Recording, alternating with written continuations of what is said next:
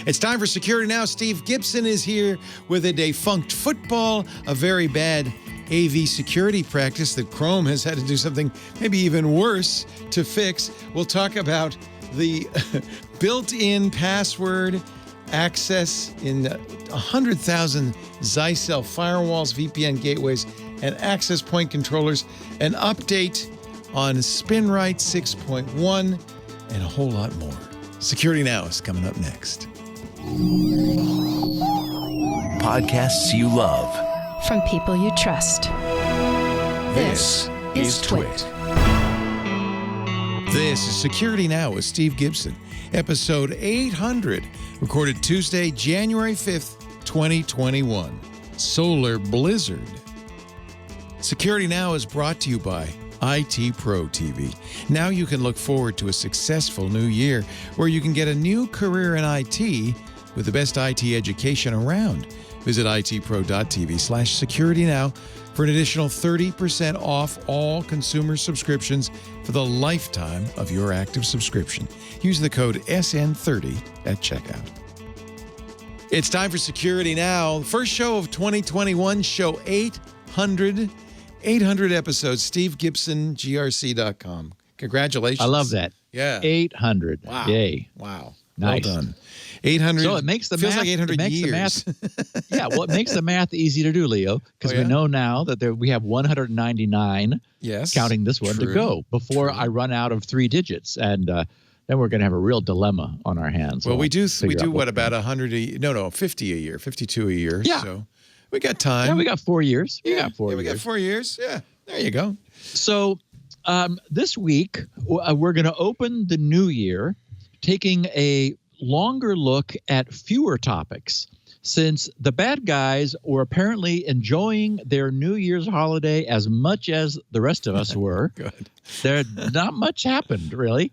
But there was some interesting things. We're going to take a look at an interesting kludge, which I will remind our listeners is really one of my favorite words. Now that I know what penultimate means, we're going to be talking about kludge, which has been forced upon Chrome by ill-mannered AV scanners.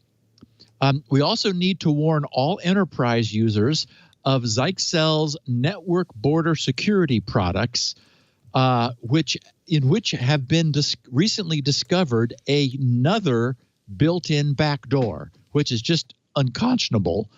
We're going to look at the rise in IoT compromise swatting attacks, and with some really this one's going to bone chill you, Leo, because I know you, and you're just going to and Leo and Lisa will be vindicated in her decision not to have any cameras inside the house. Jeez.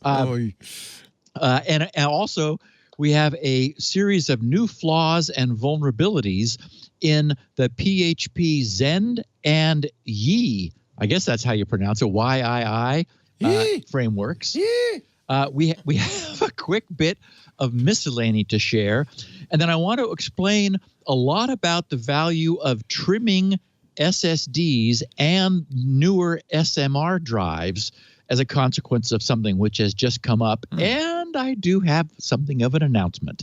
And then we're going to conclude by catching up with what will hopefully be the last news, maybe for a while at least, of the disastrous SolarWinds breach and intrusions, which is the reason that this podcast is titled SolarBlizzard.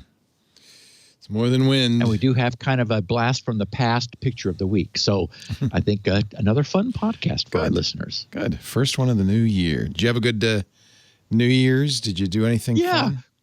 No. Lori has some pretty bad asthma. So, she's already a little bit respiratory compromised. And so we're double extra careful about exposing ourselves to any environment where COVID could happen. She had been doing grocery shopping early in the morning, like when I would get up and head off, as I sometimes do at 5:30. She'd take that opportunity to go be the first person at the grocery store, under the theory that there was just fewer COVID germs floating around in the air. But now we've taken to using Instacart and just having somebody else, I think it's go better. pick up things. Yeah, especially because you're in the LA area. All the ICU beds are full. Yeah. And then she like wipes down everything. I mean, even though it's like, somebody else picked it up, and things that are delivered to the front door, they sit for a a few days. Yeah, let them age. I mean, so yeah. Good. I'm glad you're taking care of yourself. We really are. And the fact that if we only wait a few more months, because we're in our mid 60s, we'll probably qualify as the as the vaccine becomes available to be vaccinated. And once we're on the other side of that and have measured our antibody response to verify that it worked, then the game changes. Party. I can't wait to get out of the house and go support all my favorite restaurants because I miss that. We were talking on TWiT, the last time this happened, 1918, the Roaring 20s happened after it was over. I think we're going to have a Roaring 20s here too. I hope so. I look forward to it. Well, and it is the case that restaurants are one of the most impacted things. They survive. And they never, restaurants are running on a razor thin margin as it is. Yeah. Yes. And so we've had a lot of closings here in Petaluma. There's just a lot of empty storefronts all over town now. Yeah, in the future they'll recover. I don't even know if my favorite places are still around. I'll go visit them after I've been vaccinated. So. Yeah. Well, Steve, we do have a break. We'll do that, and then we'll come back with your picture of the week and lots more. Our show today brought to you by our good friends. We've known them for so long, practically since they started IT Pro TV. I think when the new year happens, especially this time around, it gives people kind of a moment to think about their future, plan for the future, think about what they want. Maybe you're in a career that's not fully satisfying. You're not making as much money as you want. Maybe you're out of work looking for something new to do.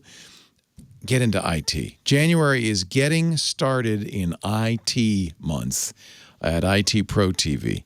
This is a great time to start a new career in the IT industry, which, by the way, is growing even during COVID. I would say even more because of COVID. Work from home, security has never been more important. This is a great time to get into IT. This month at IT Pro TV, you can catch 2 webinars for people who are interested in getting into IT, budding IT pros. There's a free weekend training with 5 courses available at no charge. If you've been thinking and you heard me talk about IT Pro TV, this is a great way to see what it's all about, what it's really like. No charge, 5 courses, plus tons of videos on their YouTube channel that are free as well that talk about starting a new career. IT Pro TV is really the best way to get started in IT. Great trainers, experts in the field, but they're also entertainers in the sense that it's engaging. You can watch live. You can watch. They have more than 5,800 hours of on-demand IT training. So it's and all the resources you need, including practice exams, coaching, career coaching, that kind of thing. With plans for business that your IT team will actually use, or a personal plan that will help you accelerate your IT career, IT Pro TV's your one-stop shop for IT training. Whether it's Microsoft, Cisco, Apple, Linux, you'll be able to earn IT certifications, improve your IT skills. They're the only official video training partner of CompTIA. So they've got a bunch of CompTIA courses. Those A+, Security Plus, Network Plus certs are often the first place people start their IT career. Getting that A+ cert is how almost all of us got started in IT.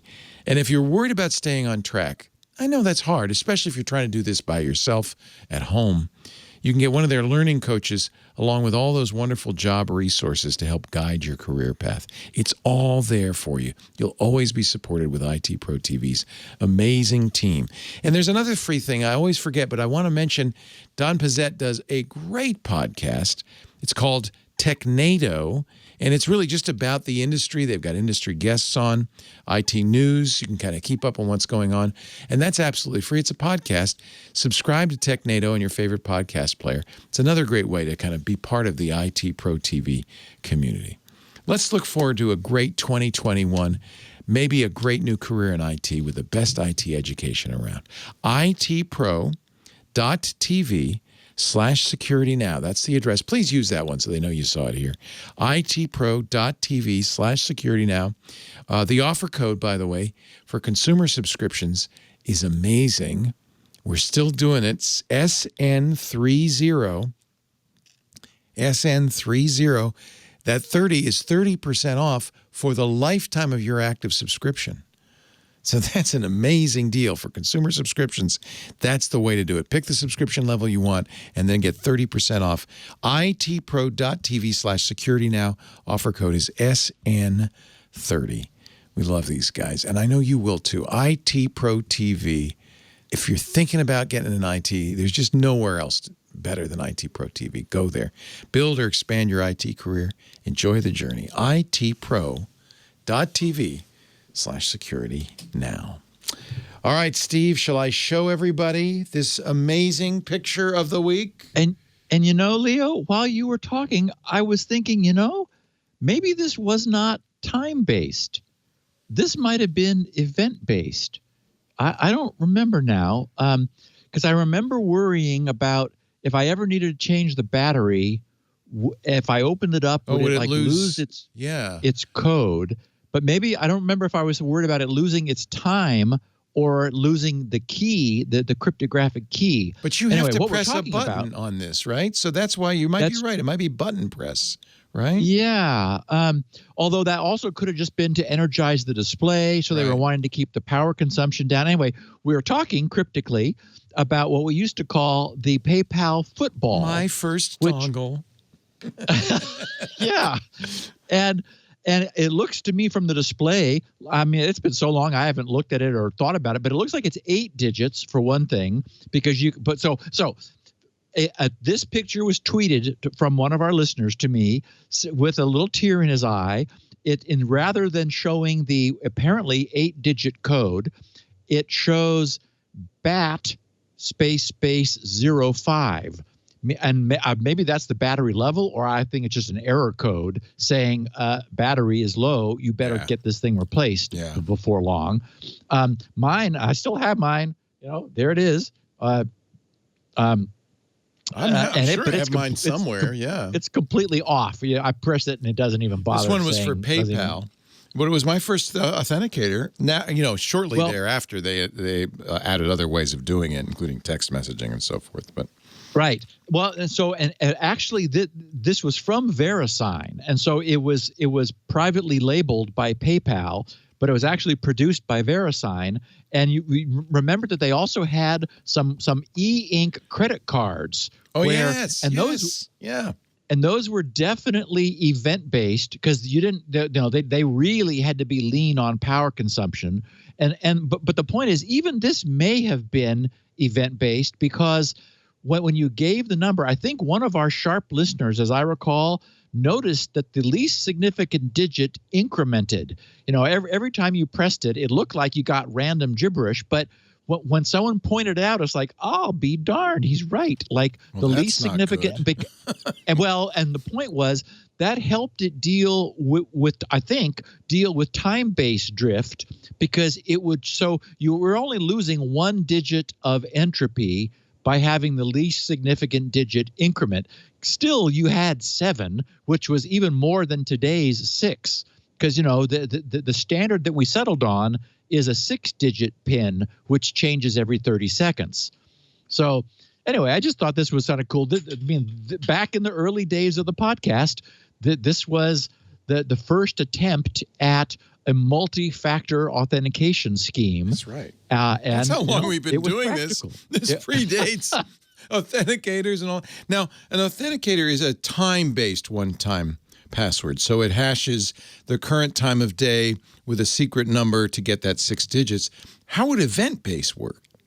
Well, Ubicos are not time-based. They are event-based. They don't have a clock, right?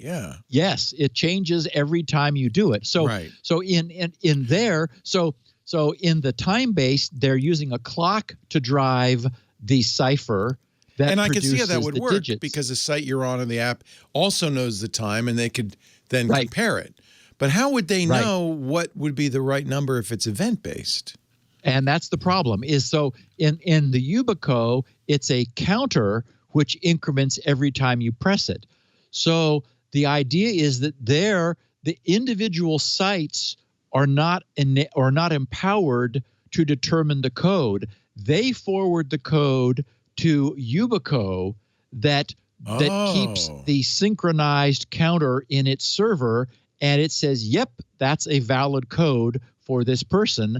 And then upon receiving it, they then increment it themselves, on their end. So basically, your device and a central server are maintaining a synchronized count by virtue of you, from time to time, sending them the most recent display from your device. Oh, that's interesting. I had no idea. So and the YubiKey code is very, very long. Some of it's static. The most significant stuff is characters, is key specific, right? And that identifies you to the server, so that it knows which database entry to go look at, instead of needing to look at them all and go, wow, who is this? We don't recognize this person. That's I never even thought about that. I thought, well, it must have a clock in there. All right. Clever. Yeah. Cool. So, okay.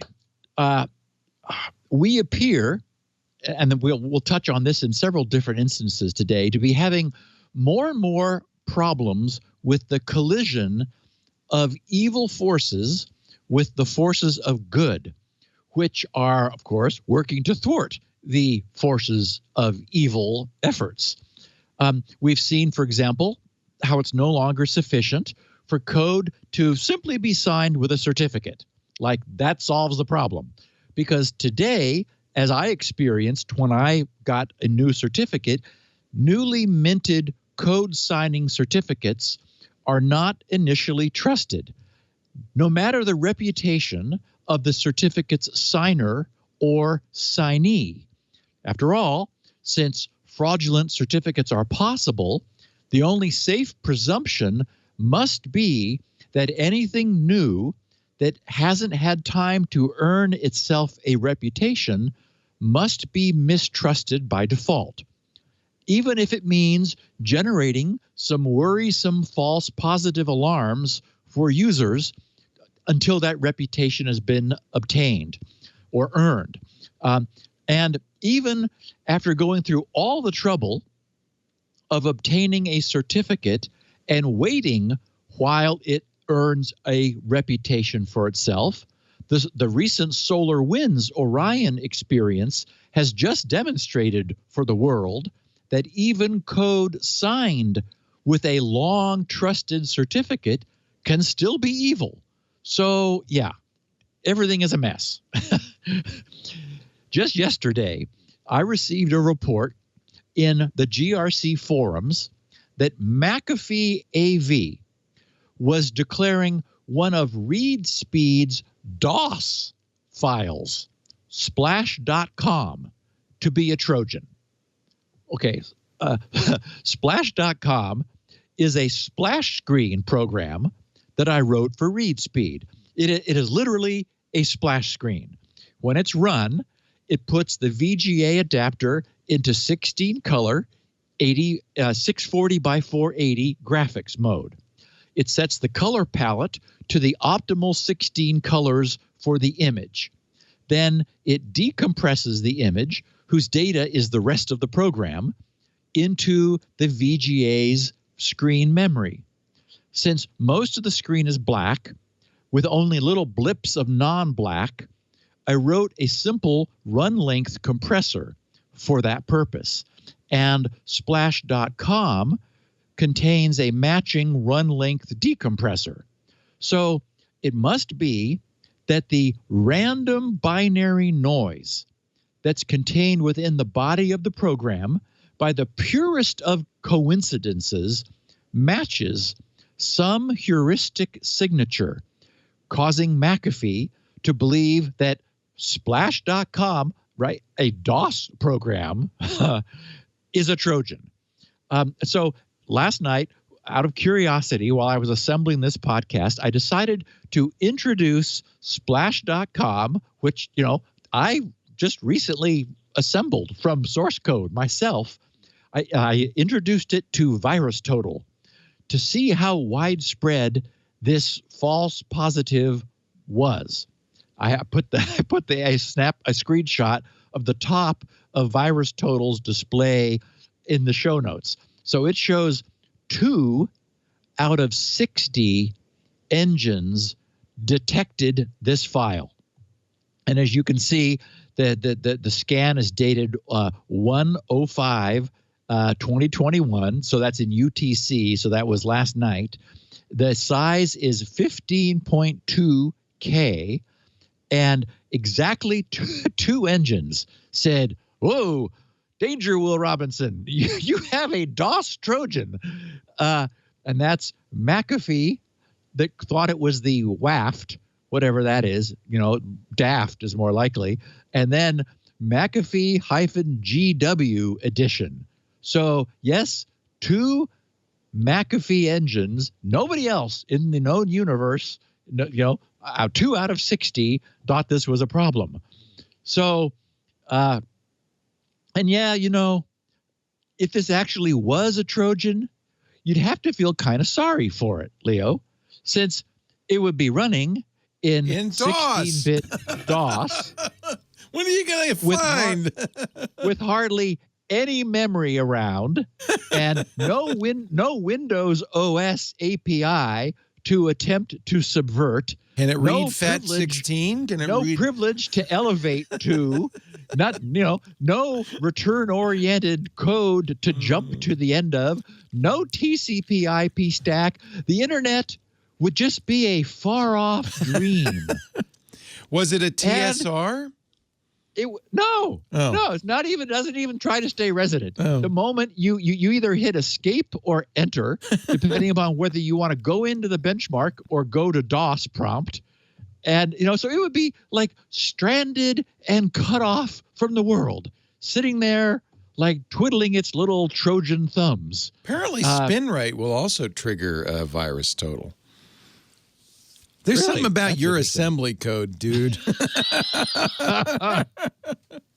No one's ever seen anything like it. This is suspicious. Nobody writes an It's assembler any assembly? longer. Holy cow. Only crazy hackers do that. So yeah, Dave Reddecup ran it, and 3 engines think SpinRite is up to no good. So that's hysterical. Well, actually, there is an interesting backstory to that. Presumably, now, how big is that? Is it like 100 and something K? 169K. The thing? Yeah. Okay, so that's the Windows XE, which is not signed, because when I wrote the e-commerce system back when SpinRite 5 was current in the early 2000s, digital signatures hadn't happened yet.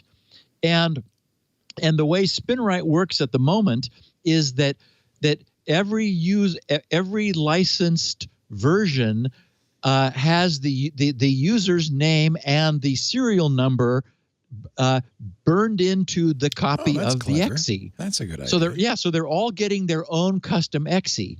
What that would have meant is that I would have had to do on-the-fly signing, and as a matter of fact, I was just researching the signature's how to different do for that. every one. Right. Yes.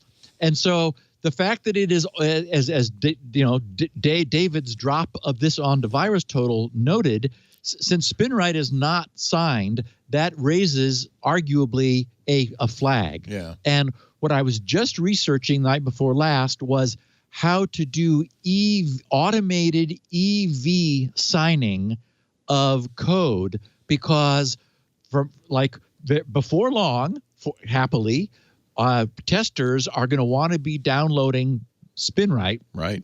And I'm going to want it to be signed, unlike SpinRite 6 that has just never been signed. Well, catch up with the 21st century, Gibson. So we will be signing all future versions of this stuff. Good. So, Good.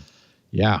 So anyway, all of that brings us to what inspired this preamble, which is in a brand new instance of the cure often causing more trouble than the thing it's attempting to prevent. We have the news that AV programs, antiviral programs, have adopted the practice of preemptively locking newly appearing files out of an abundance, or perhaps an overabundance, of caution. They're doing this until that new file can be scanned and given the A-OK for use by the system. So it turns out that under Windows 10, this new preemptive practice has been creating some trouble for Chrome. And the cure for this involves, as I said before, one of my favorite terms, kludge. Wikipedia defines kludge as a workaround or quick and dirty solution that is clumsy, inelegant, inefficient, difficult to extend, and hard to maintain. And Wikipedia said this term is used in diverse fields, such as computer science, aerospace engineering, where you really don't want a kludge, but, duct tape, internet slang, evolutionary neuroscience, where, pretty much humans are a kludge, and government, where, that speaks for itself. So what was Google's solution to antiviral scanners preemptively locking the files it was trying to work with? Retry the operation until it succeeds. Okay, this is so sad. It makes a mockery out of the term computer science. There's no science here. This kludge was, it's like, we couldn't read the file? Let's try again. Couldn't read it again. We still can't? Okay, let's try again. We still can't? Okay, let's try again. This kludge was recently placed into the Chromium commit queue and thus into Chromium to address bug 1099284. The posting reads, retry replace file to protect against antivirus. And the text says, antivirus programs and other scanners may briefly lock new files, which can lead to frequent problems with saving bookmarks and other files that use the important file writer, which is the name of some function in Chromium. They said this attempts to deal with this by retrying the racy replace file step a few times. And they said this change also adds instrumentation to record how many retries are needed for future tuning. It also moves the set last error call as close as possible to the function that will consume the last error code. And then they concluded this is done only on Windows because it's hoped to be the only place where it happens. So, I bet they're right. Geez, if you're catching the failure and retrying until the operation succeeds, it's not clear to me how maintaining a record of how many retries were needed helps. I'm sure they realize that this is a horrific solution. So perhaps adding some instrumentation makes it seem, more highfalutin and covers up the fact that it's a horrible kludge. And of course, Google is the victim here, not the culprit. From the standpoint of any program, any program that's using the OS, the culprit is clearly the third-party afterthought add-on antivirus system, which has effectively broken and significantly destabilized the underlying operating system. So now all OS client programs like Chrome happens to be the only one that we're seeing here who has preemptively hit this problem and is attempting to deal with it. Think about it. All client programs of Windows are what? Supposed to add retry code to their logic in order to deal with a badly written AV scanner that's causing the OS to transiently return errors. No. Okay. If the authors of these AV scanners are listening, and I hope they are, please consider this. Since any AV scanner that is doing this would need to hook the operating system's file system API, the proper way to do this is to suspend any OS client thread that's requesting access to any file that the AV system has not yet cleared for access. Then, once the file has been cleared, the thread that was attempting to access the blocked file would be allowed to continue. The request would succeed and everyone would be happy. The Chrome wouldn't be forced to loop on waiting for the file to be ready for it, which apparently it's a bookmark, so it just created. And apparently it then wants to open it in order to have an update of the bookmarks. And that's mysteriously failing because the AV has jumped in and locked it out from underneath it. That's just horrible. So, in that case, the only thing that a client might notice if the AV were working correctly would be that the operating system call for the file took a bit longer than normal to complete. But only real-time operating systems provide guarantees of maximum call response time. And no one who has ever used Windows would confuse it with a real-time operating system.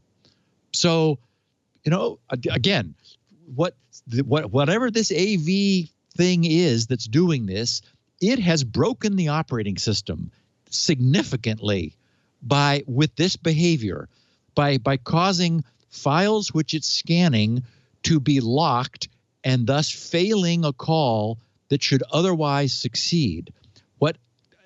So this is one of these problems where the cure is worse than the thing that it's trying to prevent. There's nothing malicious about your bookmarks that Chrome just updated, and yet the AV system is causing Chrome to fail. What it should do is suspend any call which is trying to access a file that is currently being scanned, then decide one way or the other if it's okay or not, and pass the call through, which keeps the OS from failing and allows the AV to be a good citizen in the OS rather than causing these sorts of problems. But, this is what we keep hitting on these days, is where, problems are being caused by the things that's supposed to protect us, which, Leo, is why you and I are both saying no to these third-party add-ons. So did they ever indicate which AV is doing this? Is it more than one? No, they didn't say. Yeah.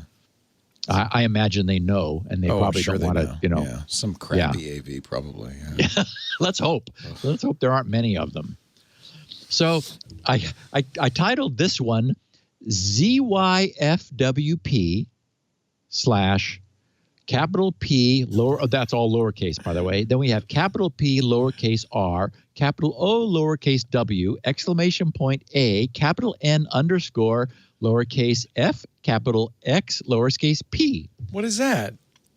If you just listen to this, you now have the ability to log into more than 100,000 Zyxel firewalls, VPN gateways, access point controllers on the internet.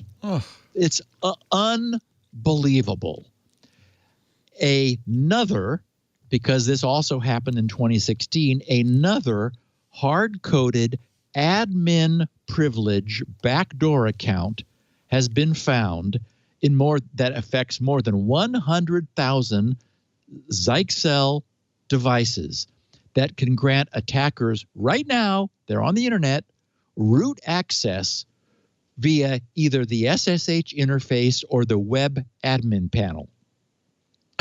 And as ZDNet put it in their coverage, and I agree, they said the backdoor account discovered by a team of Dutch security researchers from from EYE control, EYE control, is considered as bad as it gets in terms of vulnerabilities. So owners of these devices are, if you'll probably, hopefully our listeners, if they have any Zyxel devices, by all means, update. They are advised to update systems as soon as time permits, and in any event, to immediately, if not sooner, disable external access if you can. And it's not clear to me that it's possible for reasons I'll explain in a second, to the device's SSH and web admin access. Until that's done, anyone from DDoS botnet operators to state-sponsored hacking groups and ransomware gangs could abuse this backdoor, and I guarantee you they're at it right now, to access vulnerable devices and pivot to internal networks for additional attacks. And here we are, 2021, right? No one can any longer be naive enough to imagine that these backdoors would exist, be publicly known, be fully documented now. I just read out the username and password because it's no secret, unfortunately. It's going to happen. So the device models affected include many of Zyxel's top products from its line of business-grade, not home devices, as was the case in 2016, business-grade devices, which are typically deployed throughout private enterprise and government networks. The Advanced Threat Protection ATP series, which is used primarily as a firewall, except apparently it has a now publicly known backdoor. The Unified Security Gateway, the USG series, typically used as a private as a hybrid firewall and VPN gateway. The USG Flex series, used also as a hybrid firewall and VPN gateway. The VPN series, which is obviously a VPN gateway, and the NXC series, which is used as a wide area network access point controller, a WLAN.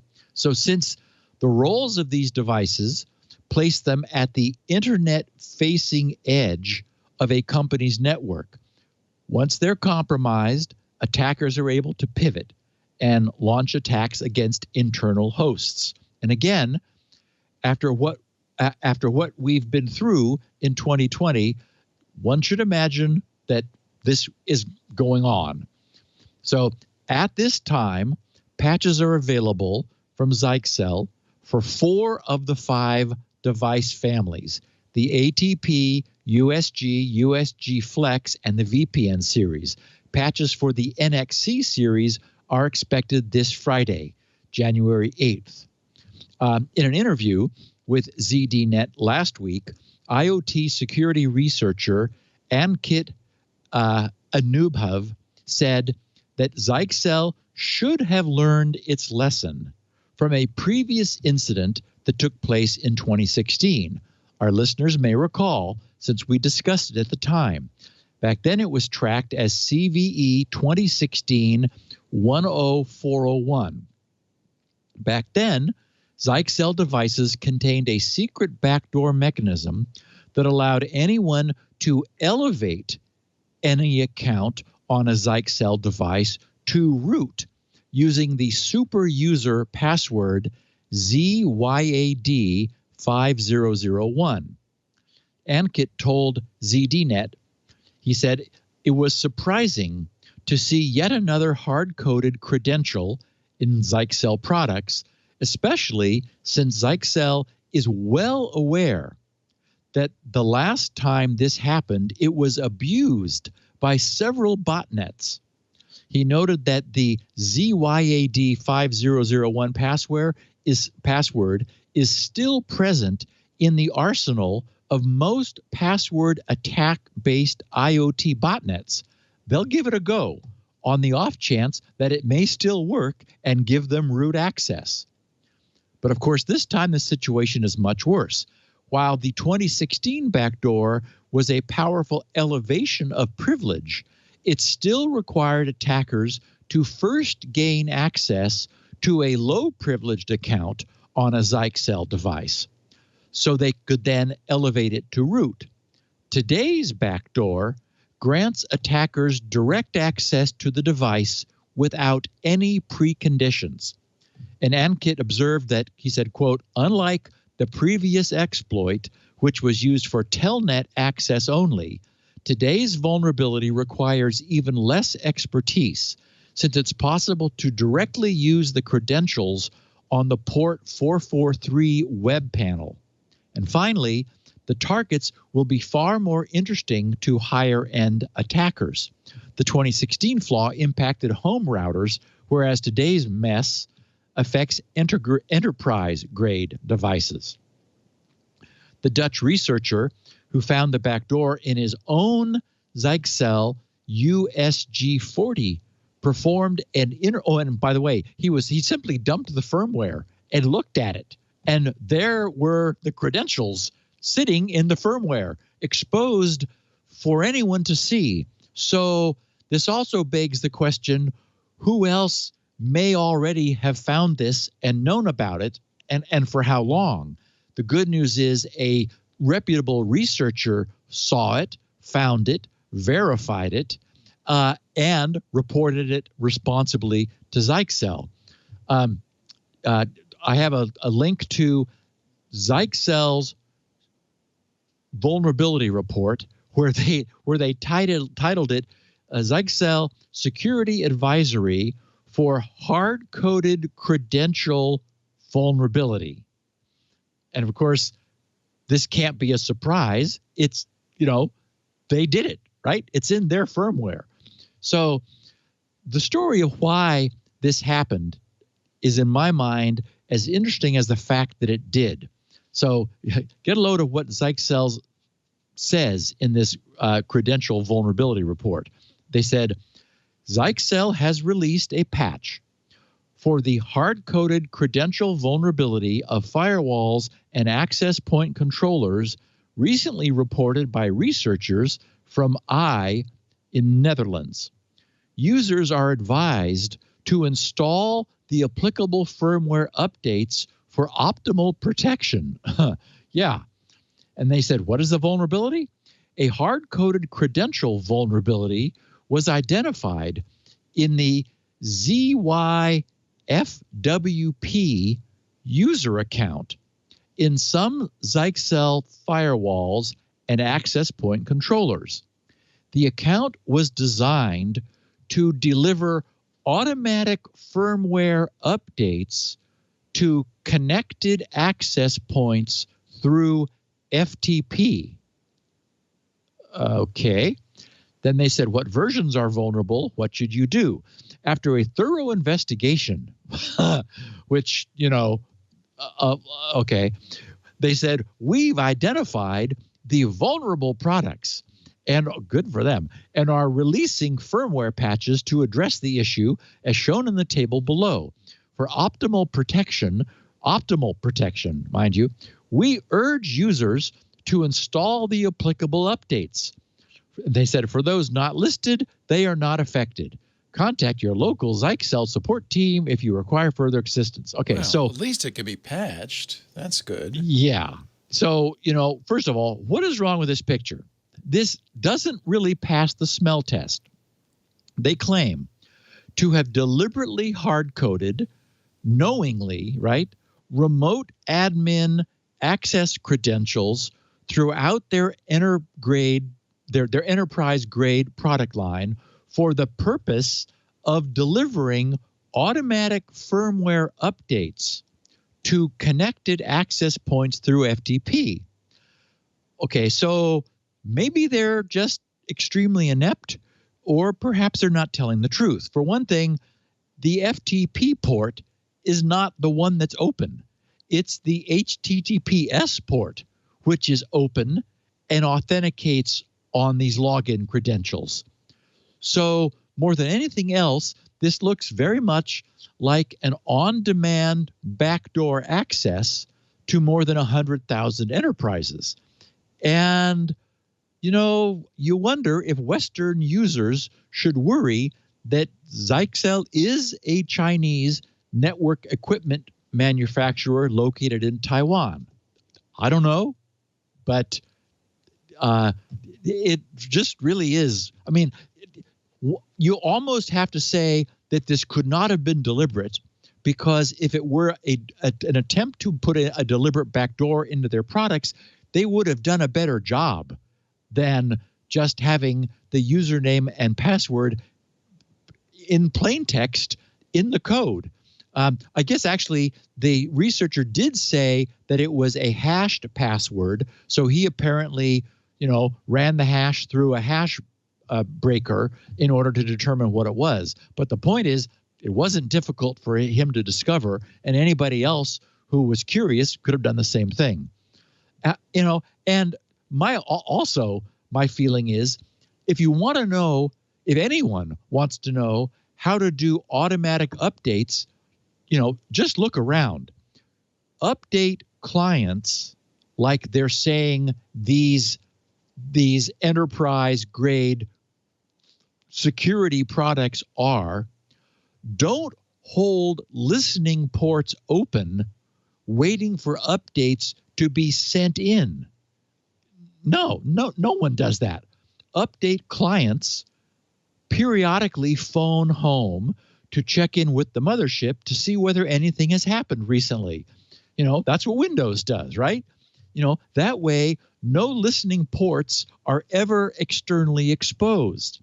And the only thing a client needs to do upon receiving an update is to use a built-in public key to decrypt a hash of the file to verify its authenticity before copying it into its own firmware. Only the authorized publisher of the product's firmware would have the matching private key that's used to encrypt the updated firmware's hash and include it for verification of the firmware's authenticity, right? So, this is easy to do. But instead, Zyxel is saying, well, we've got servers with open ports listening for incoming connections, and they will accept them if they authenticate with this username and password, which is in our firmware. I mean, that if that's true, that's insanely wrong. And if they're saying this is the way we're handling updates, is that we're going to be like listening for some sort of a FTP push update delivery system onto our clients. If that's the case, nobody should ever be using Zyxel equipment again. And in fact, just the fact that they seem unable to do this in a secure fashion should put anyone off of them. I used to like them. The hardware seems solid and well constructed. I have a Zyxel dumb internet switch around here somewhere, but I haven't used it for years because it was a 10100. But anyway, they have apparently failed to learn from their previous fiasco in 2016, and I'd stay as far away from these guys as I could. If you do own their equipment, by all means, go get an update. Apparently, it's up to you to do so, despite the fact that they are claiming that their products auto-update by, receiving. So what, does Zyxel have a list of all the IPs of all their equipment out on the public internet and calls them with updates? I don't know. This, as I said, it does not pass the smell test. A lot of times those back doors are left in for, in factory testing, or I don't know. I don't know. The bad news is more than 100,000 of them doesn't are seem out there. nefarious. What would be the point in doing that? Yeah, maybe it just, or maybe they don't want it to look nefarious, so they did a really clumsy job of it. It's a bad job of it. It's like, oh, well, it obviously wasn't on purpose, because look how stupid we are. They're Taiwanese. They're not Chinese. So it's not like this is, a communist China plot to spy on us. They're Taiwanese. So, I don't know what the motivation would be. Who knows? It's a bad practice, obviously. Yes, not well designed technology. Okay, so Leo, this is a little uncomfortable, but it's important. swatting goes IoT. So, as I'm sure everyone knows, the practice of swatting, SWAT as in special weapons and tactics, involves pranksters, malicious pranksters, calling police to report a non-existent emergency, which, if it were real, would necessitate a forced entry, weapons drawn, heightened alert response from local law enforcement. Of course, local law enforcement has no way of knowing whether any given call for help is real or a dangerous and expensive prank. So they might well be required to assume it's real, and that has certainly been the case in the past. Swatting attacks are like a real thing. Now, the U.S. Federal Bureau of Investigation, our FBI, is bringing awareness to an emerging trend where swatting victims' smart home security systems, and not just one or two, are being used to first launch and then observe swatting events. Last week, the FBI posted a public service announcement titled, "Recent Swatting Attacks Targeting Residents with Camera and Voice-Capable Smart Devices." I have a link to the public service announcement in the show notes. The FBI wrote, "The Federal Bureau of Investigation is issuing this announcement to warn users of smart home devices with cameras and voice capabilities to use complex, unique passwords and enable two-factor authentication to help protect against swatting attacks." Their own word in their announcement. They said smart home device manufacturers recently notified law enforcement that offenders have been using stolen email passwords to access smart devices with cameras and voice capabilities and carry out swatting attacks. Then they tell us what swatting is, and they say offenders often use spoofing technology to anonymize their own phone numbers to make it appear to first responders as if the emergency call is coming from the victim's phone number. This enhances their credibility when communicating with dispatchers. So they said, how is this version of swatting carried out? Recently, offenders have been using victims' smart devices, including video and audio-capable home surveillance devices, to carry out swatting attacks. To gain access to the smart devices, offenders are likely taking advantage of customers who reuse their email passwords for their smart device. The offenders use stolen email passwords to log into the smart device and hijack features, including the live stream camera and the device's speakers. They then call emergency services to report a crime at the victim's residence. As law enforcement responds to the residence, the offender watches the live stream footage and engages with the responding police through the camera and speakers. In some cases, the offender also live streams the incident on shared community online platforms. The FBI is working with private sector partners who manufacture smart devices to advise customers about the scheme and how to avoid being victimized. The FBI is also working to alert law enforcement first responders to this threat so they may respond accordingly. And so they end this announcement explaining, to use a strong email passwords, practice strong cyber hygiene, complex passwords that you've not used elsewhere. Don't reuse the password that you use for your email. Use multi-factor authentication and so forth. So, bottom line, be really diligent about all of the good security practices we all know that we should be employing. And so what we have here is another new way in which a failure to secure our perimeter might be used against us. And for what it's worth, this style of live streaming of intrusion isn't new. around Christmas a year ago, the publication Vice reported on a podcast called Nulledcast, which live streamed to content sharing platform Discord an incident where criminal actors hijacked a Nest and Ring smart home video and audio to harass the residents in creepy ways. And so I don't mean to creep everyone out, but this is what was shown. And I was thinking about, as I mentioned at the top of the show, Leo, how you had mentioned that Lisa didn't want cameras spread around the house. No, especially that drone. Yeah, exactly. One incident captured a man talking to young children through the device in their bedroom, claiming to be Santa. Oh, I remember that. Vice, yeah, that was terrible. Yeah. Vice reported last year, and they said, quote, in a video obtained by WMC5, which was Action News in Memphis, Tennessee, courtesy of the family, you can see what the hacker would have seen. A viewpoint that looms over the entire room from where the camera is installed in a far corner, looking down on the children's beds and dressers while they play.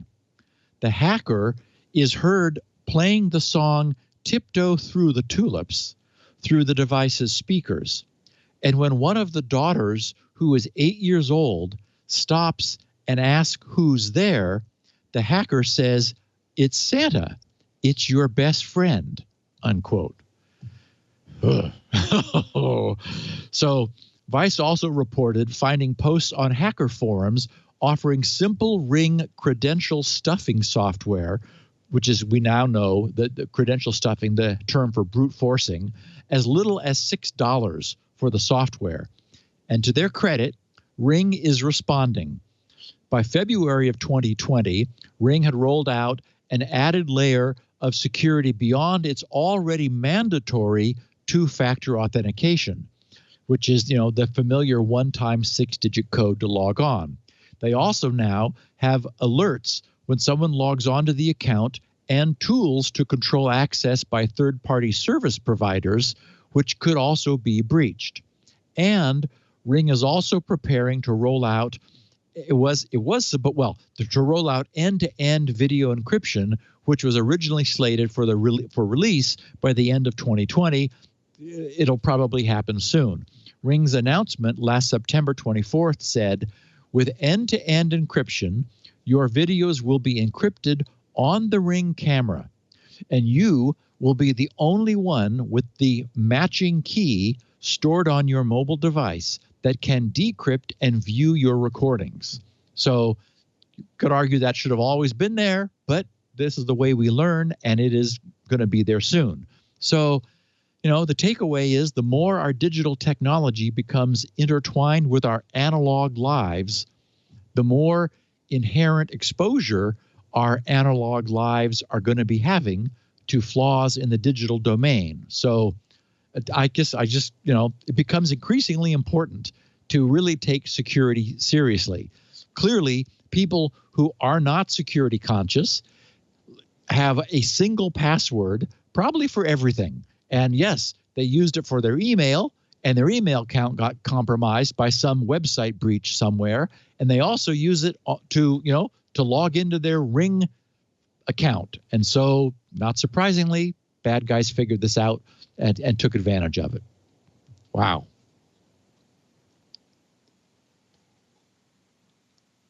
So, we have a new serious problem in the PHP Zend framework. Many of our podcasts through the second half of 2020 contain mentions of potentially serious WordPress vulnerabilities, right? It got to be sort of a weekly event, is like, okay, what's the latest disaster in WordPress add-ons? WordPress, of course, is written in PHP. And somewhat incredibly, where a server's implementation language can be determined from a scan, 79.1% of those servers are hosting sites implemented in PHP.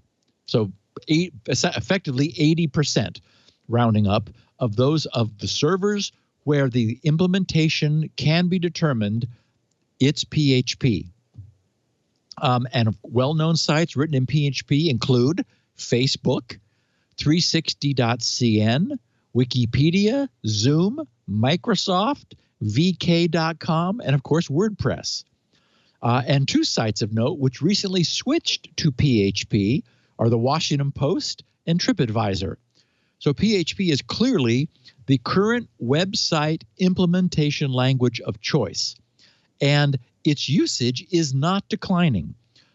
Its usage on the web has remained absolutely flat at 18% over the past year and a half. The runners-up, the also-rans, are active server pages, Ruby, Java, and Scala, which together consist of the remaining 20% of website implementation languages, with active server pages having the lion's share of those. So it would be possible to simply write a site from scratch in PHP, and many people have. But over time, web authors noticed that they tended to be writing and rewriting the same things over and over, because there are so many things that different websites have in common. So what this suggested was that PHP was still a little too low level. So frameworks were born to function as a sort of meta-language function and class library implemented in and running on top of PHP. And these PHP frameworks provide classes which abstract many of the common ways which all sites work and the things that all sites need to do, like authenticating a user. Why write that login code again from scratch? Or, storing site session data in a backend database. Why create that all over every single time that you're being asked to create a website? So yeah, obviously, lots of things that sites do are the same. And by creating a class framework structure, this allows site creators to focus on, more on the site and less on the redundant mechanics of implementing a site from a very low-level language. So, against this background, we have newly discovered trouble in one of PHP's more venerable frameworks, Zend. Zend is currently in use by more than 570 million installations, and it's the most used framework by enterprises. We've talked in the past about deserialization bugs in the context of Java, where a complex Java data structure needs to be stored or to be communicated. So it's a bit like compression and decompression, and the decompression or deserializing phase is inherently an interpreter. Unfortunately, as we've said, those who write the interpreters often implicitly assume that their serializer, which may always produce a sane and trustworthy serialization, is the only source, or will be the only source, of the data that they are later being asked to deserialize. And that assumption often leads to security flaws. When attackers are able to provide the object to be deserialized, real trouble begins. And sure enough, here we are again yesterday. An untrusted deserialization vulnerability was disclosed in the Zend framework, which currently has, as I said, 570 million installations. This flaw can be exploited by attackers to achieve remote code execution on PHP sites, maybe as many as 570 million of them. The vulnerability is being tracked as CVE 2021, the first CVE we're discussing in 2021, 3007. And from postings on GitHub, this also appears to impact Zend's successor project known as Laminus, due to the fact that a significant amount of Zend's code, not surprisingly, was simply moved over into the new code's or the new project's code base. The vulnerability exists in the most recent and essentially that's the last Zend framework 3.0.0 because now Zend has become Laminus. The good news is no exploits have been released so far. So but then this just happened yesterday. So we'll stay tuned to see whether this ends up being, turned into a weaponized attack. At this point, I looked and I could not find. I found instances of this coverage of this vulnerability everywhere. No response yet from the PHP. It was unfortunately, in the destroy routine, and of course, destroy is an often called function. Anytime you have a dynamic language where you are instantiating and then later destroying objects, you're going to be calling that a lot. And in another PHP related but unrelated to Zend posting yesterday, another deserialization vulnerability was also discovered and disclosed by the German Red Team pen testing group. This one was found in the PHP framework YII, Y-I-I. I have a link to their full disclosure in the show notes for anyone who's interested. In their posting, the Red Team guys note that insecure deserialization was number 8 on OWASP's top 10 list of web application security risks. And Checkpoint mentions presentations about PHP deserialization flaw exploitation dating as far back as 2010. So, 11 years ago. This isn't news. This isn't a new thing, but it's, the generic problem of deserialization in PHP has long been recognized and is obviously still present today, 11 years after it began being talked about. And it's sitting there. I think this OWASP top 10 had it on their list in 2017, and it's there today. So given PHP's crazy popularity, 80% of all websites, and the increasing intrusion pressure that we seem to be witnessing, I won't be surprised if we're talking more about deserialization flaws in PHP in the future. And Leo, now for a little extra pain. Okay. I will note that Bitcoin is currently trading at $32,883. You want to feel more pain? Goldman Sachs says they expect it to get to 146,000 in the next 2 or 3 years. Oh, no. How many do you have? kidding. 50? Yeah. Well, okay. Now, the good news is one of your insights is the only thing that is providing me with solace. What's that? Because you commented that had I not formatted and installed Windows on top of my Bitcoin wallet, I would have traded them for dollars. Sure. A long time ago. When it hit $100, you would have traded it, right? That'd be $5,000. I would never. Yeah. I would never. Well, we started feeling the pain when it originally touched on 20,000, like a while ago. Yeah. That's where this happened, and where it was like, I think I did. Actually, I went around and I made absolutely sure it's not there, that I did not have a copy of my wallet anywhere, and I didn't. I'm absolutely sure of that. In some ways, I feel happy that I can't unlock my wallet because I can't trade it in. So I'm just going to, as it goes up, I watch it and I think I really need to unlock that wallet. But $100,000, that would be $5 million. And then it starts to really hurt. Oh, boy, that really does hurt. Yeah. I have had some fun tweets from people saying, back when you talked about it, I think it was worth what, 50 cents for a coin, and that's right, and that's why 50. Well, that was fun. Format. Yeah, $25, big deal. No one had any idea.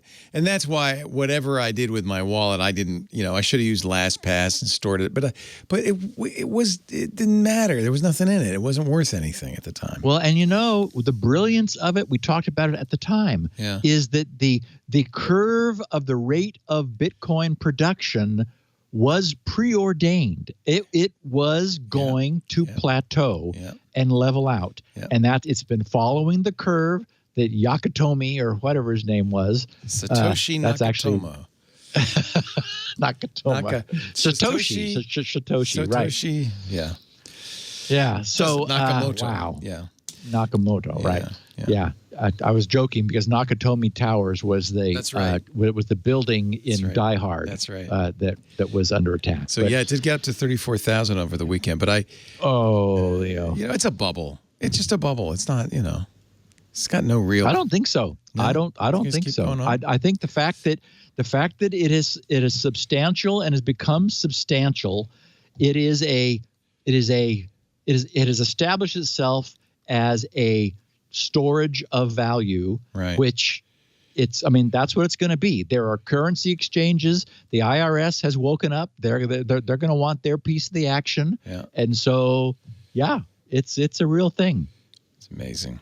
So, but again, I would never have known to hold them. So what the hell? Cruel world. Oh, and one of our listeners just sort of thought to correct me, and I thought, well, what the heck? I'll correct the record.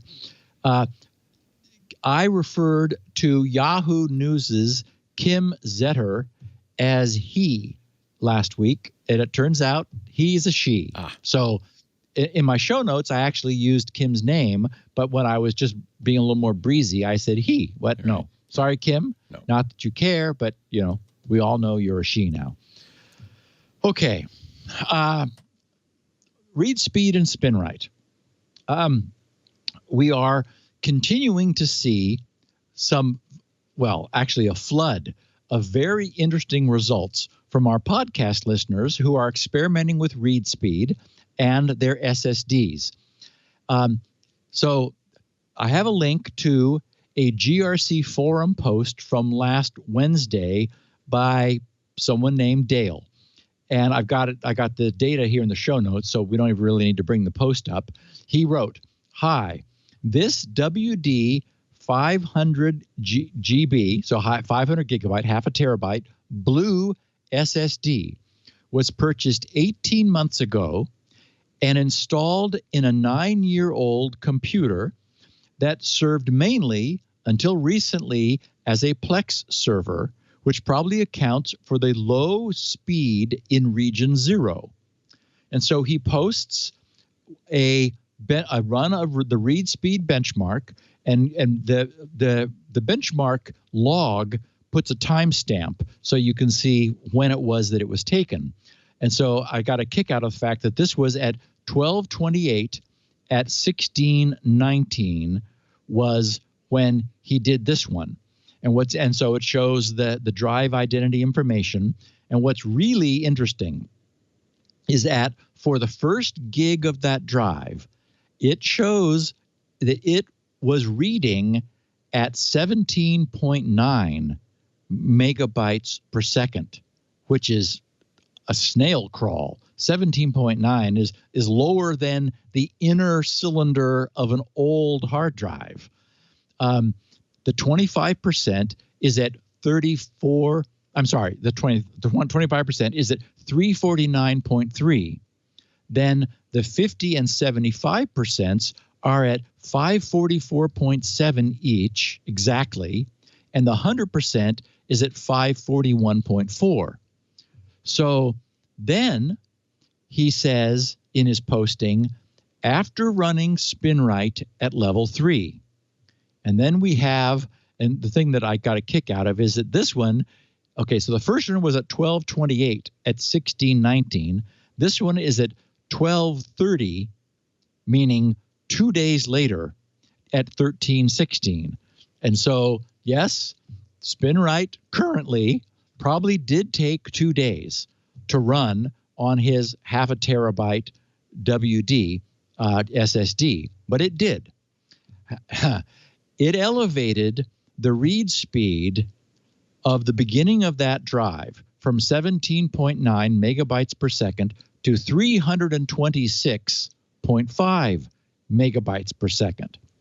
It elevated the 25% point from 349.3 to 532.7. And then interestingly, it dropped the 50 and 75% from there each had 544.7, dropped them to 531.6 and 531.3, and the end to 534.5. So what does all that mean? Dale, why would they drop? Exactly. And that's why I want to talk about this. It's really interesting what's actually going on. He concluded by writing, "Nice, way to go, Steve," because the level 3 scan hugely from 17.9 to 326.5 bumped up, and similarly the 25% point. So I very much appreciate Dale's enthusiasm for the fact that the read performance of the first gig of his 18-month-old 0.5 terabyte Western Digital SSD jumped from 17.9 to 326.5. Obviously a huge improvement in his device's read performance. And it's very likely that much more than that first gigabyte of the drive was similarly improved. We don't know because currently we're only looking at the first gig. SpinRite will do much more than that, of course. It'll do the whole drive. Given how slow the front of his drive was, it had to be that the drive was struggling significantly to read back its data. So this huge recovery of performance must also signify an improvement in the drive's future reliability.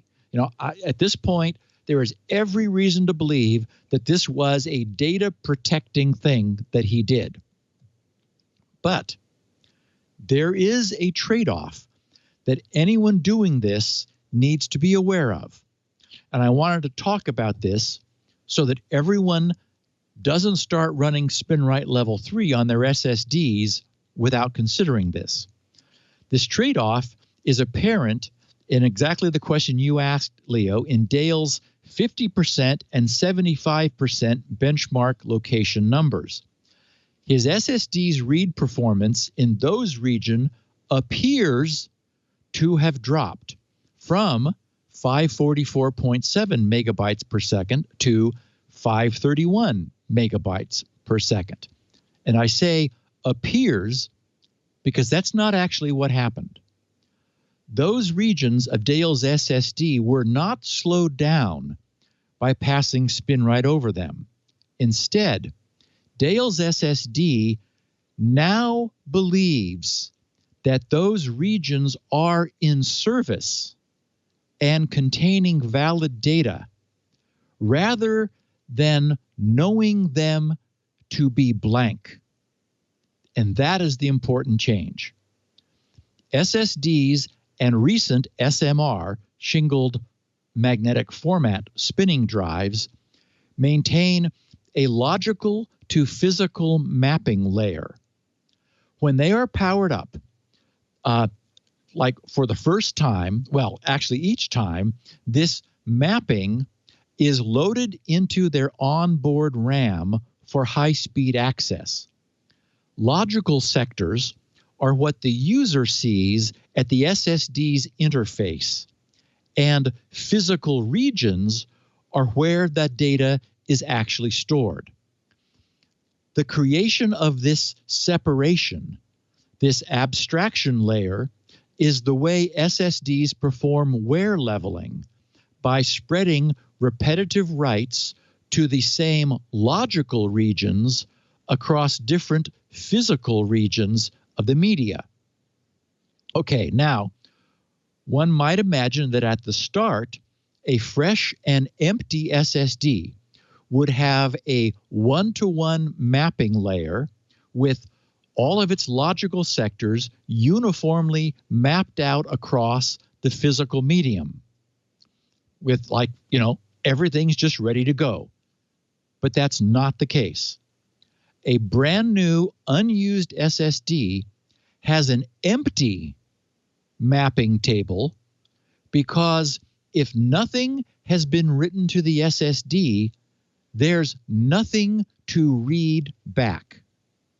So any read from an unused SSD doesn't even bother looking at the SSD's physical storage media. That mapping layer already knows it's empty. So in response to a read, the SSD instantly returns sectors of zeros. And thus, its read performance appears to be amazing. It saturates its interface's capacity. And that's what those two 544.7s in Dale's 50 and 75% points were. They weren't the speed of his SSD. He had never written anything there ever. And so the SSD knew that those regions were empty, and it just sent back zeros as fast as the SATA 3 interface would carry them, and that is 544.7 megabytes per second. That's the theoretical maximum speed for a SATA 3 interface. Okay, but once a SpinRite level 3 refresh pass was made over the entire drive, rather than being partially empty, now its mapping table is full, with every logical sector assigned to an actual physical region of the SSD's storage medium. So after SpinRite's pass over the SSD, the ReadSpeed benchmark revealed the true read performance of the drive's media. And it was quite a respectable 531.6 megabytes per second. Not very much slower than a SATA 3 link's maximum speed. And we did observe that the frighteningly slow front region of the drive is now running far faster and probably far more reliably for the future than it was going to before. But there's also a new problem, which SpinRite in the future will be fully aware of and will handle automatically, but which SpinRite of today does not. And the easiest way to express what a current SpinRite level 3 pass has done would be to say that SpinRite will have fully untrimmed the SSD by writing across its entire logical surface, thereby leading the SSD to believe that the entire SSD is in use. So leaving an SSD in an untrimmed state doesn't damage it in any way, but it can impede the performance of future writes to those regions. Okay, so in order to write to an SSD's media, the actual physical medium, the electrostatic storage capacitors of its cells must first all be discharged and drained of their electrons. And only then can they be charged back up to the varying voltage levels required to represent the data bits which are being stored in each cell. The hitch is that the erasing can only occur in relatively large page blocks, which always contain multiple sectors, multiple logical sectors. So, if the SSD knows that one of these page blocks already has all of its cells discharged and drained and empty, it's able to bypass the discharge phase and much more quickly write new data, a sector, for example, into that empty region. All it has to do is charge up that sector's cells in a page that it already knows is blank. But if the SSD believes that all of the logical sectors within a region may be containing valid data because they have been previously written, if only by SpinRite performing a level 3 pass, then in order to write one sector into that page, the entire page must first be read, then the entire page must be discharged and erased, then the entire page must be rewritten with only that one sector of its data changed.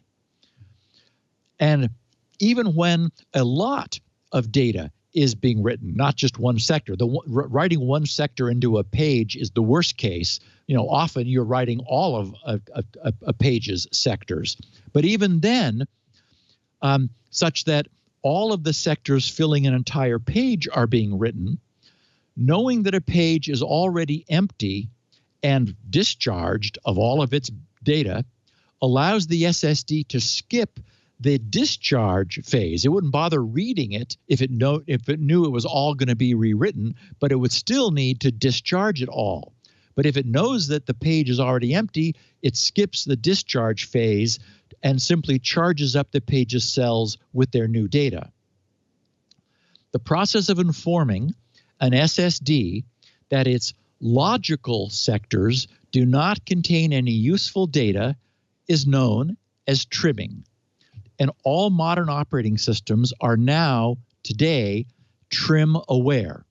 And we've talked about this in the past. In fact, we talked about this not long ago when it was found that Windows 10 was attempting to trim its hard drives.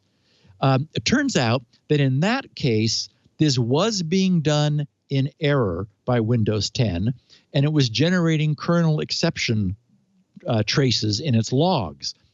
But it turns out it's not as nuts as it might seem, since the latest SMR, as I mentioned, shingled magnetic recording drives, actually share many of these same characteristics as SSDs, and they do support and can benefit from the trim command. And in fact, there are instances of the same behavior being reported by the ReadSpeed benchmark where SMR drives are reporting impossibly high performance in some of their regions because they're not actually being read. The drive knows there's nothing there, so it just squirts zeros back at 544.7 megabytes per second. So a trim-aware operating system is continually updating the SSD or SMR drive with information when specific sector ranges no longer contain active file system data. The most common example would be whenever a file is permanently deleted from the file system rather than being moved into a trash container. When the SSD receives this trim information, it will likely unlink those storage pages from its sector mapping table and may place them onto a garbage collection list, which causes them to be scheduled for erasure in the background so that when more storage is needed, already emptied pages will be ready to receive new writes. And as I've mentioned before, SpinRite's awareness of its drive's contents will be raised from the drive's surface where it is today to include popular file systems. The various flavors of FAT and NTFS will probably be added first, followed by the various file systems supported by Linux and other important OSs. And this awareness will allow SpinRite to, first of all, run far more quickly on sparsely populated drives and to trim any empty regions that it might have the occasion to write to. Now, the good news is today's operating systems often have the ability to trim on demand. For example, in Windows 10, the PowerShell command is optimize-volume space -drive letter space, and then, for example, C: or whatever, space, then -retrim space -verbose. And I have that at the end, down at the end of page 11 of the show notes. When you run that, you are telling Windows 10, please retrim this drive letter, which is to say, please go through the operating system and send trim commands to the SSD or SMR drive for all the known empty locations in the drive's file system. And the good news is also various Linuxes also have trim facilities, which are often invoked periodically through cron. So it may well be that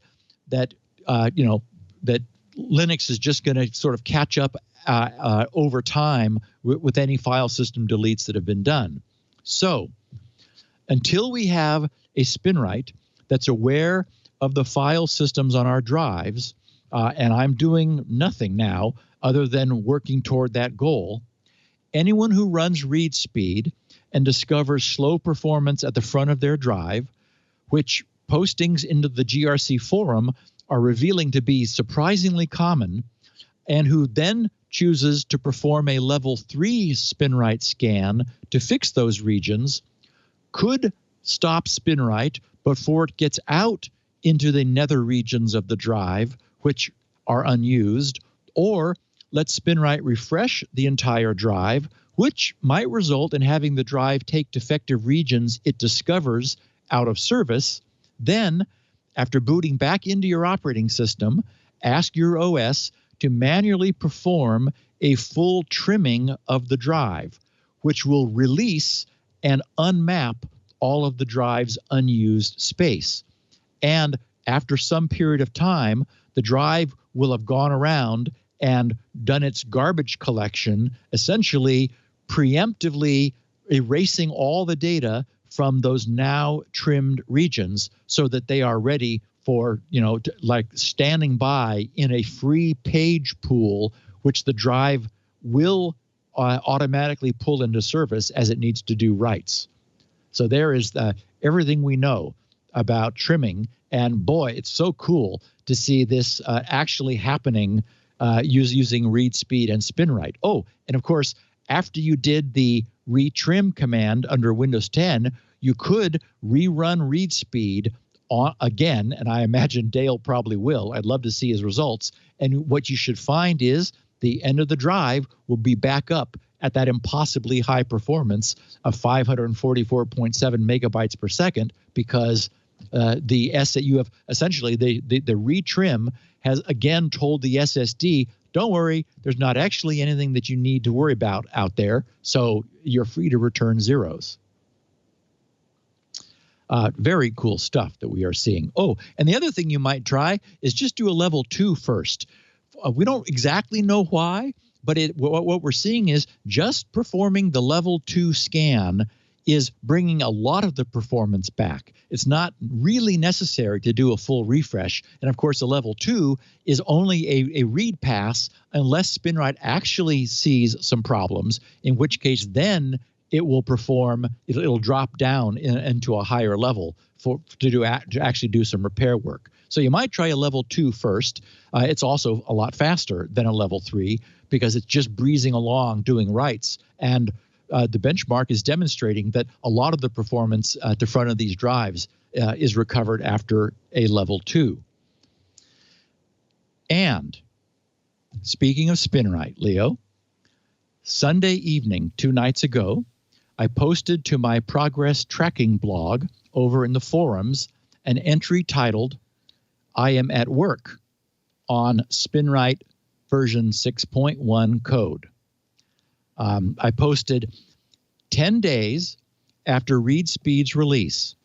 The shakedown test of the benchmark's new hardware drivers has been a tremendous success. We have identified only one problem with a system in Denmark using an old ASRock motherboard. I've located and purchased one of them in Germany, and it's on its way.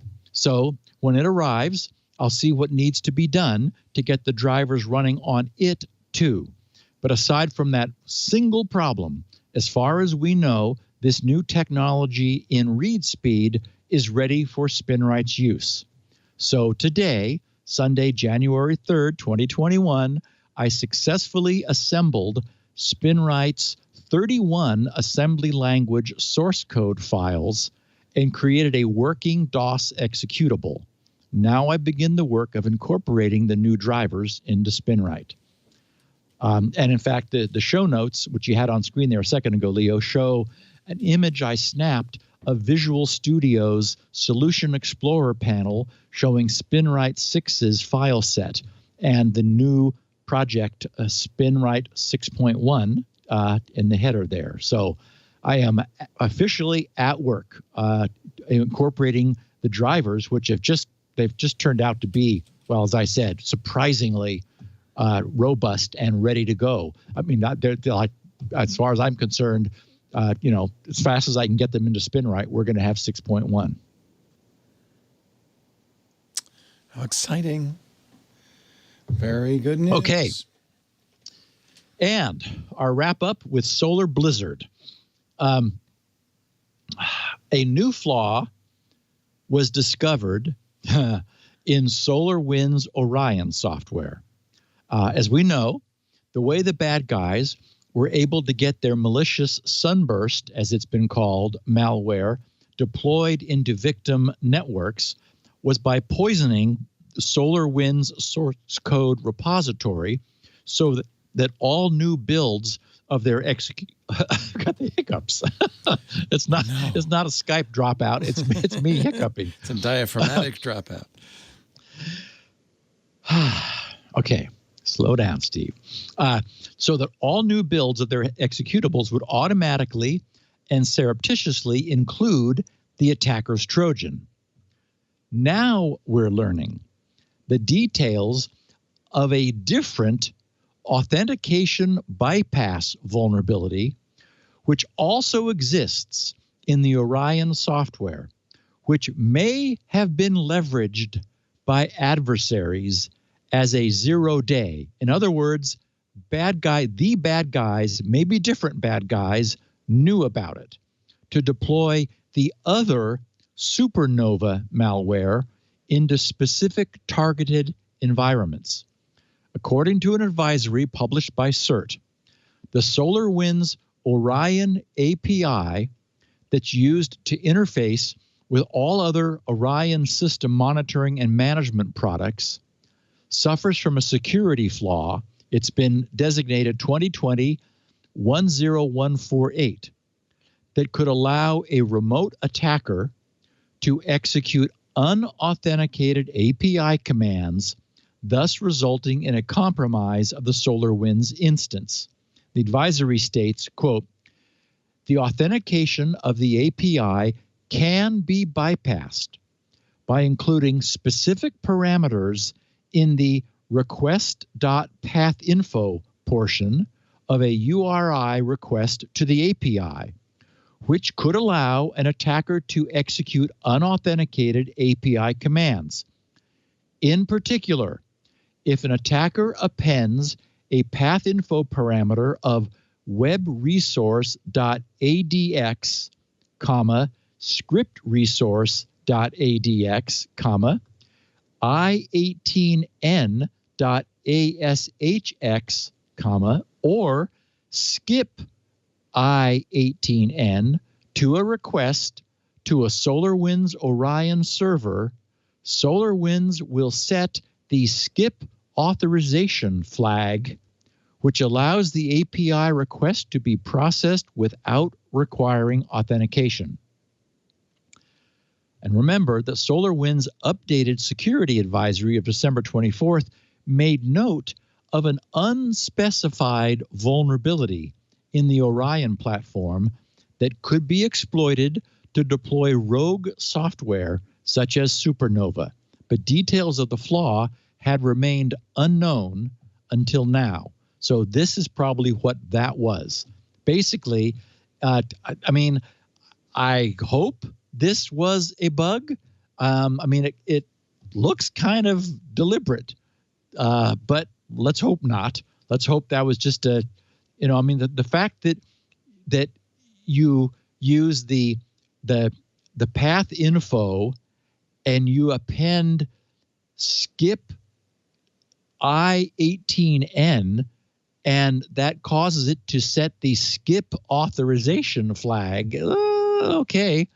Again, Leo, as you said, it may be that this has fallen on hard times from a development standpoint, and that, as you also said, of the Zyxel mess, sometimes lazy developers just put that stuff in so that they have access if they should ever need it. Mm-hmm. But imagine being an enterprise customer and learning that, well, there's a back door in the product you purchased from these guys in case they ever need to get in. What? No. Yeah. No. Yeah. And finally, last Thursday's Microsoft, and I had to double take on this. They're calling it the Sororigate. I went, what? Sororigate? Sororigate? Solorigate. Yes, thank you. Solorigate. So it's like, word. Okay. Not a good Microsoft. word. Microsoft internal Solorigate investigation update. It provided some interesting news, including that unauthorized access had been gained to some of Microsoft's source code. Okay, so that on its face sounds bad. But the posting also shares some interesting philosophy, which I thought our listeners would really find interesting. Microsoft wrote, as we previously reported, we detected malicious SolarWinds applications in our environment, which we isolated and removed. Having investigated further, we can now report that we have not found evidence of the common TTPs, tools, techniques, and procedures, related to the abuse of forged SAML tokens against our corporate domains. The forged authentication tokens was one of the things, one of the IOCs, the indications of compromise, which was found to be common and often abused in networks. Anyway, they continue. Our investigation has, however, revealed attempted activities beyond just the presence of malicious SolarWinds code in our environment. This activity has not put at risk the security of our services or any customer data. But we want to be transparent and share what we're learning as we combat what we believe is a very sophisticated nation-state actor. We detected unusual activity with a small number of internal accounts, and upon review, we discovered one account that had been used to view source code in a number of source code repositories. The account did not have permissions to modify any code or engineering systems, and our investigation further confirmed no changes were made. These accounts were investigated and remediated. And now here's the really interesting part. At Microsoft, we have an inner source approach. The use of open source software development best practices and an open source-like culture to make source code viewable within Microsoft. This means we do not rely on the secrecy of source code for the security of products. And our threat models assume that attackers have knowledge of source code. So viewing source code is not tied to an elevation of risk. And that was news to me. I think that's cool. So I wanted to share that.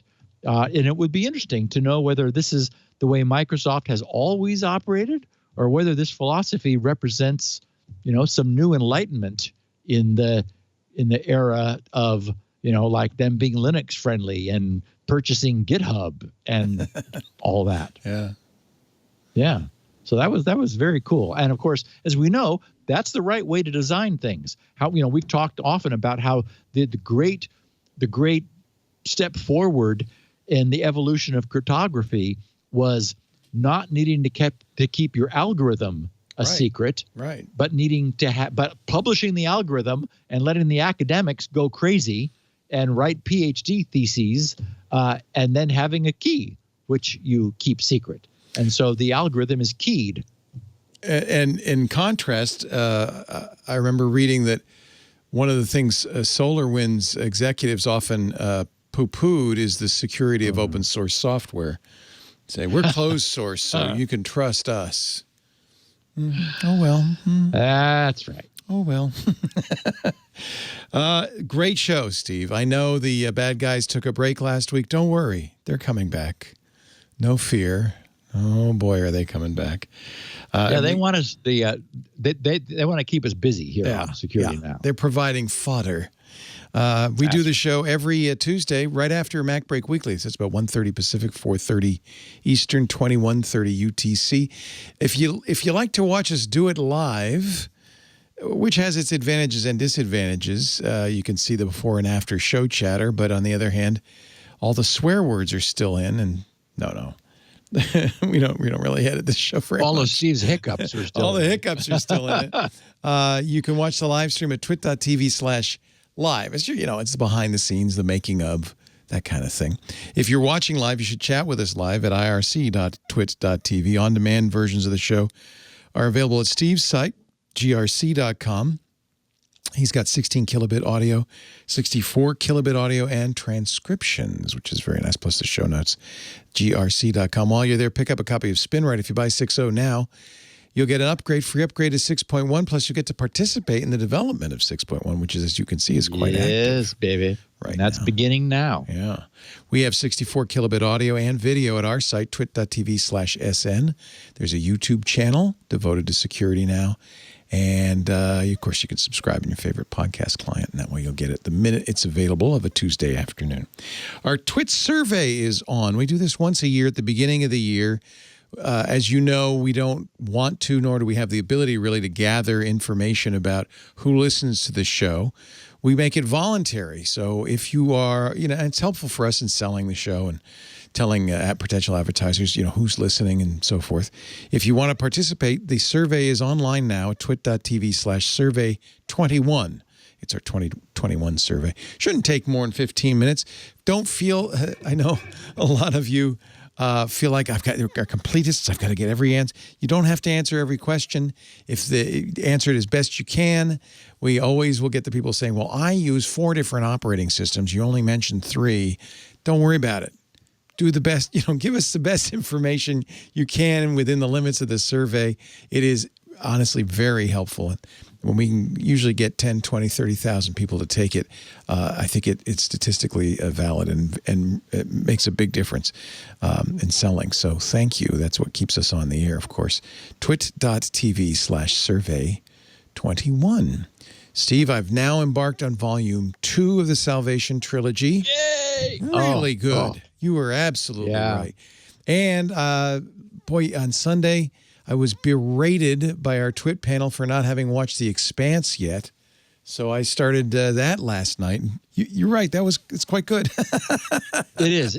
You need to, it's a complex plot. It's a little political with the Belters and the Martians and the Earthers. Yeah. But and boy, wait till you get to like some of those battle scenes.